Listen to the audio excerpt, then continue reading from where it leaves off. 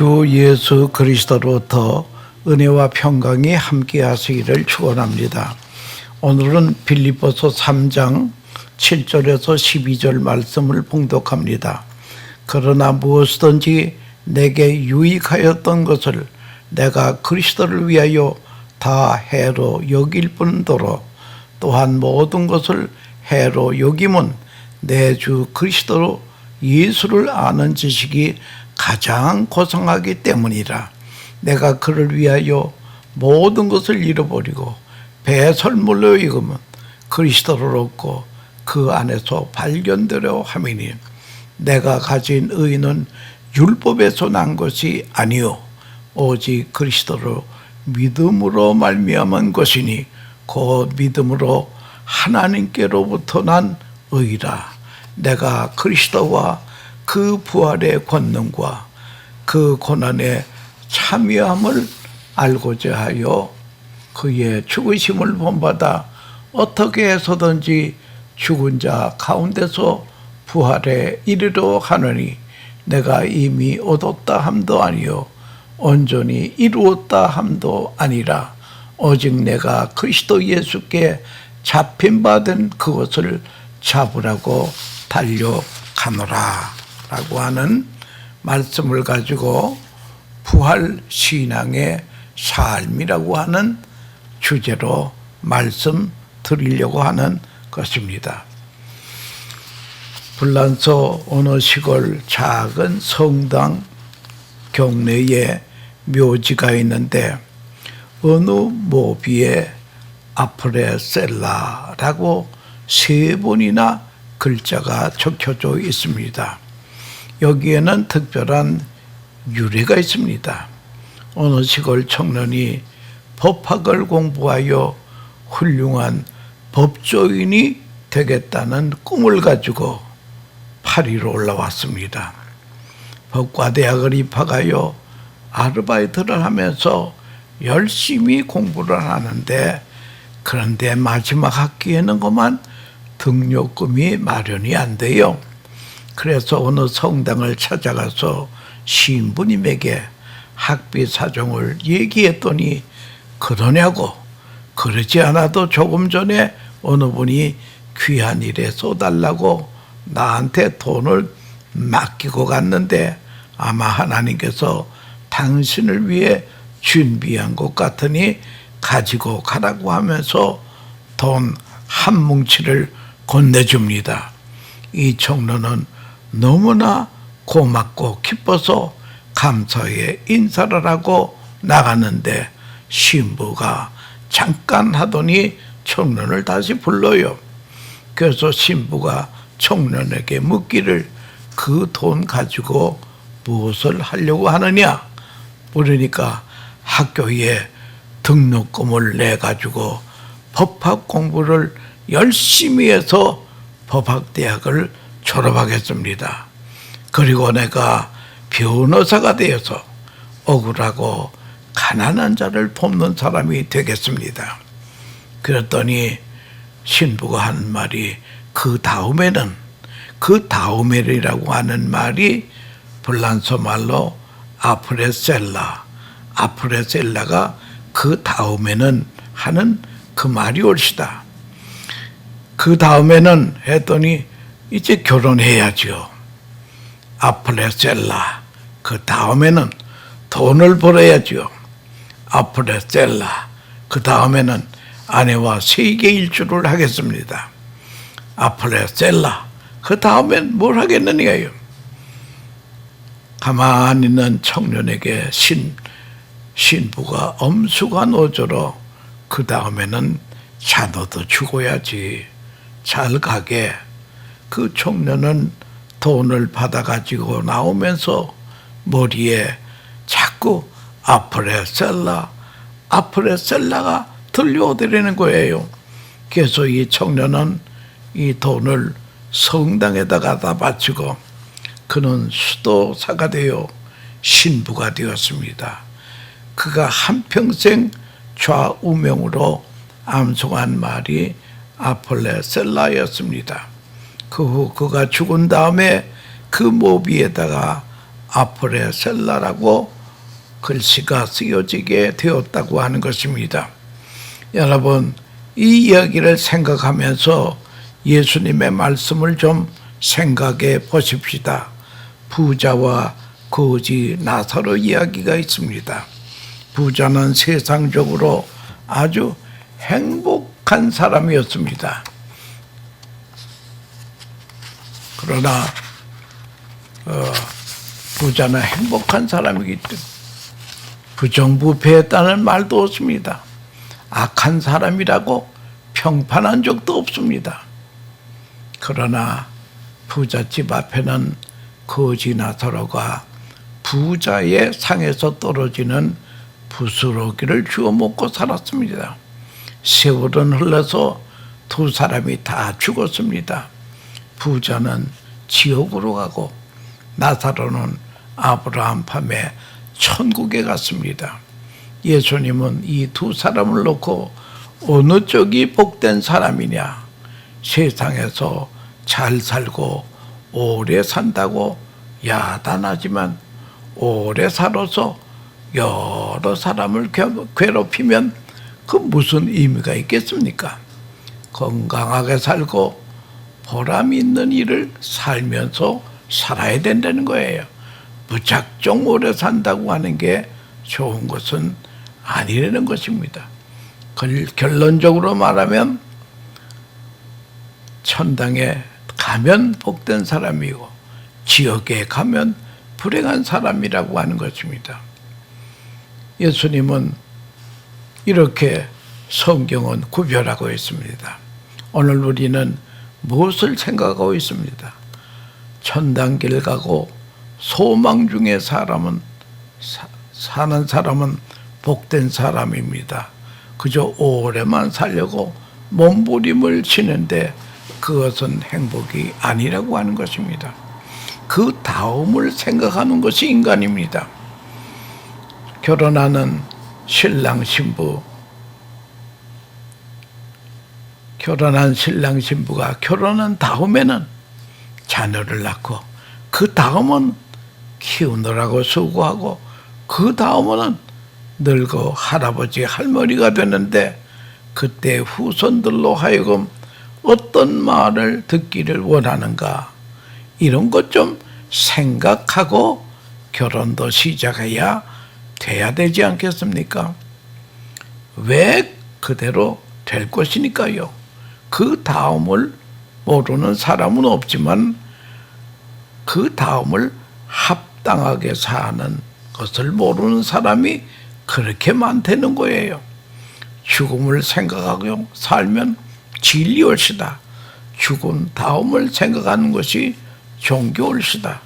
죽은 후에 부활을 믿고 사는 사람은 그리스도인이라고 하는 것입니다.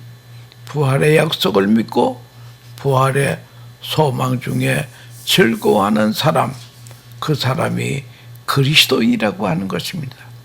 그러므로 우리는 입으로 예수님의 죽음이 나를 위한 죽음이고 예수님의 부활이 나를 위한 부활이고 이것을 우리가 그저 매일 외치며 살아야 된다라고 하는 그런 것입니다.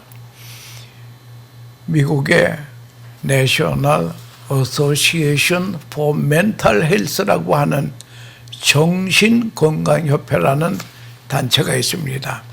거기에서 발표한 것 가운데 인간을 행복하게 하는 길이 있는데 첫째는 나는 행복할 수 있다고 믿는 사람이 행복해진다는 거예요. 해봤자 나 같은 놈은 안 돼 라고 하는 사람은 안 된다고 하는 것입니다. 죽으면 좋겠다고 하는 말을 자주 하는 사람은 자살할 확률이 높다라고 하는 것입니다. 왜 그런가 하면 뇌에 자꾸 말이 입력되기 때문에 그렇죠. 뇌는 무슨 말이 많이 입력되느냐에 따라서 행동이 달라진다라고 하는 것입니다. 사람의 뇌의 구조가 그렇게 되어 있다는 거예요. 자기가 말하는 대로 나를 인도한다라고 하는 것입니다. 그래서 이사야 57장 19절에도 아주 굉장한 말씀이 있습니다. 입술의 열매를 창조하시는 하나님, 입술의 열매, 내가 어떤 말을 하느냐, 그걸 가지고 하나님은 큰 일도 행하시고 못된 일도 행하신다고 하는 것을, 그걸 우리가 알아야, 내 귀에 들린 대로 행하리라, 성경에 그렇게 되어 있지 않습니까? 여러분, 그래서 우리가 좋은 말을 많이 하면서 우리가 살아야 행복하다라고 하는 것입니다. 그 다음에 사람을 행복하게 하는 것이 무엇인가 하니, 자기 평가를 현실적으로 해가지고 목표를 정하려는 거예요. 저는 목사 올시다. 저 같은 목사는 목사의 행복한 목표를 세워야 됩니다. 목사가 재벌의 목표를 정하면 되겠습니까? 그렇게 하면 안 되는 것입니다. 저는 같은 목사끼리라도 절대 비교해서는 안 된다고 합니다. 나보다 우수한 사람을 생각하면 나는 초라하게 보이는데 그러지 말자는 거예요. 내가 가지고 있는 것에 대한 자부심을 가지고 살아야 된다는 거예요. 그 사람이 행복한 사람이 없시다.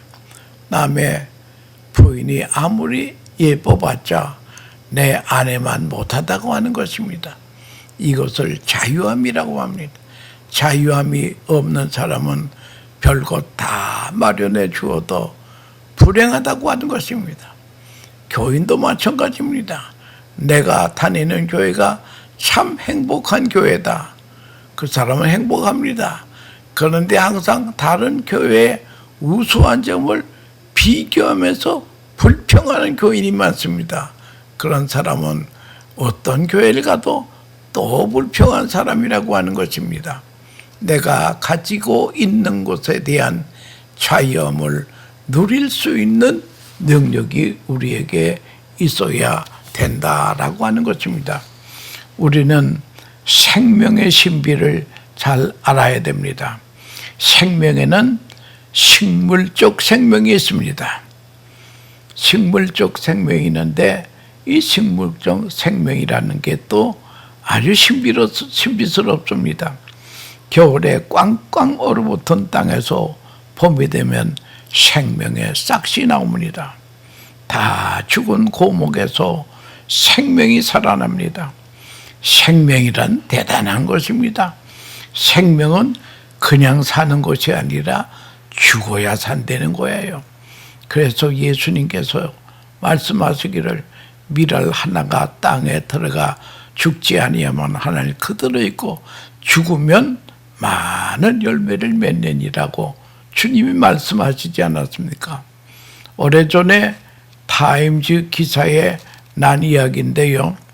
3,000년 된 미라가 발굴이 됐는데 그 미라의 손에 미랄 몇 개가 쥐어져 있다는 거예요. 그 미랄을 조심스럽게 꺼내가지고 땅에 심어봤더니 싹이 나오더라는 거예요. 죽으니 새 생명이 나옵니다. 죽지 아니하면 그대로입니다.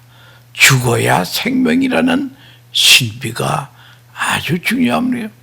생명이라고 하는 것은 발전되는 것이 아닙니다. 진화해서 되는 것도 아닙니다. 죽어서 생기는 것이 생명이라고 하는 것을 그걸 우리가 알아야 된다는 거예요. 그러는가 하면 동물적 생명도 있습니다. 동물들도 그렇습니다. 새끼를 낳고는 죽습니다. 우리가 즐겨 먹는 연어도 새끼를 까고는 어미는 죽습니다. 생명의 신비는 죽으면서 새 생명을 탄생하는 것입니다. 그러는가 하면 인간적인 생명이 있습니다. 인간에게는 이성과 영혼이 있습니다. 육체는 썩어 없어지지만 영혼은 영원히 살아 있습니다. 다음 단계가 있다는 거예요. 모르는 세계가 있다는 거예요. 소망의 세계가 있습니다. 인간적인 생명보다 한 단계 더 높은 생명이 그리스도적 생명이 있습니다. 여러분, 기적이라는 단회적 사건입니다. 한 번은 기적이고 두 번 이상은 과학입니다. 과학적이란 반복적인 사건을 두고 하는 말이었다. 단 한 번만 있는 사건은 설명하기 어렵습니다. 연애할 때도 처음 만났을 때하고 두 번 만났을 때하고 감각이 다르다고 하는 것입니다. 경험이 다르다고 하는 것입니다. 경험이란 계속해서 새롭게 경험하게 하면서 하는 것입니다. 같은 경험을 두 번 할 수 없는 거예요. 예수님께서 부활하셨다. 단 이례적인 사건이었다. 그러나 부활의 첫 열매이기 때문에 부활이 시작이 되는 것입니다. 부활 생명이 이어지는 것입니다. 생명의 문을 열어놓으신 것입니다. 부활은 변화입니다. 한 단계 넘어가는 변화입니다. 부활과 변화는 동의어로 사용이 됩니다. 빌립보서 3장 31절에 그리스도의 형체와 같이 변화하시리라. 이것이 부활입니다. 지금은 이런 몸이지만 장차 우리는 그리스도의 형체와 같은 몸으로 변화가 된다는 그런 소망을 가지고 우리가 살아야 된다는 거예요. 부활은 자연현상이어야 합니다. 생물학적, 동물학적 성명이 아니라는 거예요. 부활은 재창조의 역사라는 것입니다. 하나님께서 만드시는 재창조의 역사입니다. 생명의 진화가 아닙니다. 부활된 것이 아니라 부활하게 하신 것입니다. 사도행전 2장 32절에 십자가에 죽은 이 예수를 하나님께서 살리셨다, 부활하게 하셨다는 거예요. 사도행전 2장 36절에는 그런즉 이스라엘 온 집은 확실히 알지니 너희가 십자가에 못 박은 이 예수를 하나님이 주와 그리스도가 되게 하셨느니라 하니라. 사도행전 3장 13절에는 아브라함과 이삭과 야곱의 하나님 곧 우리 조상의 하나님이 그의 종 예수를 영화롭게 하셨느니라. 이 사건은 하나님의 창조의 역사입니다. 자연현상이 아니라는 거예요. 문제는 이 거룩한 역사와 신앙적 관계올시다. 예수님의 부활 사건은 역사적인 하나의 팩트라고 하는 것입니다. 이 사건을 놓고 그것을 믿는 자에게만 이 사건이 효력을 발생한다는 것입니다. 이것이 신비로운 것입니다. 오직 믿는 자만이 나에게도 역사적인 사건이 온다라고 하는 것입니다. 이게 복음이라는 거예요. 안 믿을 때는 어떤 사건도 일어나지 않는다라고 하는 것입니다. 예수님을 부활했다는 것은 믿는 자의 부활이 올시다.